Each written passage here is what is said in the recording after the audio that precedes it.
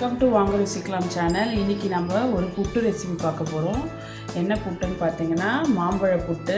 இது மாம்பழ சீசன்னால் இப்போ நான் மேங்கோ புட்டு செய்ய போகிறேன். வாங்க எப்படி செய்யலான்னு பார்க்கலாம். இந்த மேங்கோ புட்டுக்கு நான் 2 கப்பு புட்டு பொடி எடுத்திருக்கேன். இந்த கம்பெனி தான் டபுள் ஹார்ஸு. இந்த புட்டு பொடி இப்போ 2 கப்பு நான் எடுத்திருக்கேன். இதுக்கு இந்த மாதிரி ஒரு 2 மாம்பழம் எடுத்திருக்கேன். அதை இந்த மாதிரி கட் பண்ணிக்கோங்க. கட் பண்ணிவிட்டு இதை பல்ப்பாக நம்ம மிக்சியில் அரைச்சிட்டு வந்துடலாம். இந்த மாம்பழ பீசஸ்லாம் மிக்சியில் போட்டு நான் ஒரு பல்ப்பாக அரைச்சிட்டு வரேன். பாருங்கள், இந்த மாதிரி மாம்பழத்தை பல்ப்பாக அரைச்சி எடுத்துக்கோங்க.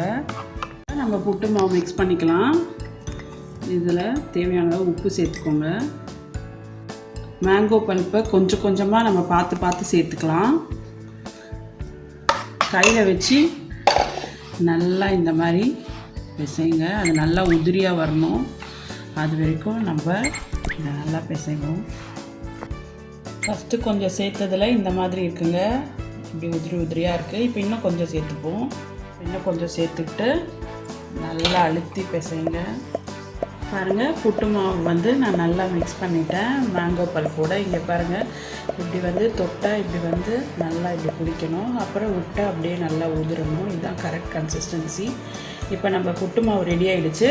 இது ஒரு 10 மினிட்ஸ் அப்படியே நான் விட்டுட்டு நம்ம புட்டு பண்ணுற இதில் இப்போ ஃபில் பண்ணுவோம். அப்புறமா இப்போ நம்ம புட்டு அவிக்கிறதுக்கு இந்த குடத்தை ஃபஸ்ட்டு ஹீட் பண்ணிக்கலாம். இதில் தண்ணி ஊற்றி இதை பாயில் பண்ணிகிட்ருக்கேன் நான்.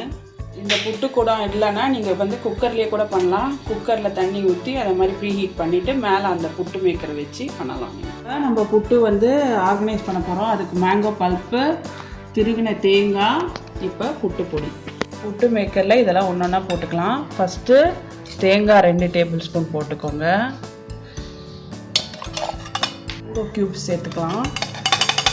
இது நடுவில் சாப்பிடும்போது கடிப்படும்போது டேஸ்ட் சூப்பராக இருக்கும். இப்போ புட்டு மாவு சேர்த்துக்கலாம்.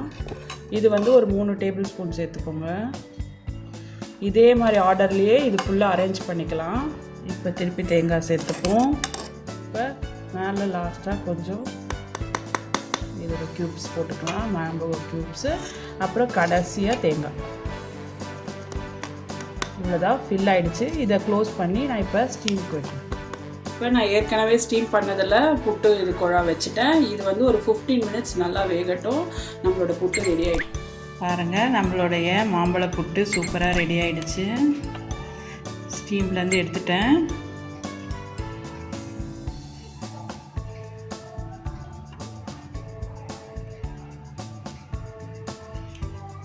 அருமையாக வந்திருக்குங்க. நீங்களும் இதை மறக்காமல் ட்ரை பண்ணுங்கள்.